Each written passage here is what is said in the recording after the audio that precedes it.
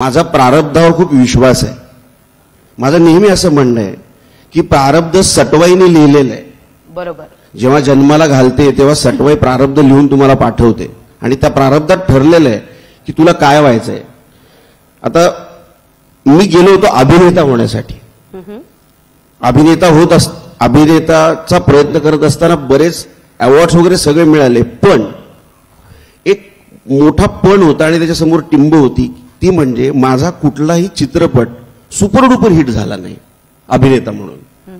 त्याचं मला दुःख होतच की मी एवढं चांगलं काम करतोय, लोक म्हणतात मला पारितोषिकं मिळतायत, उत्कृष्ट अभिनेत्याची बक्षिसं मिळतायत, पण माझा चित्रपट बघायला प्रेक्षक का येत नाहीत, ते सुपरहिट का होत नाहीत, असा मला नेहमी प्रश्न पडायचा।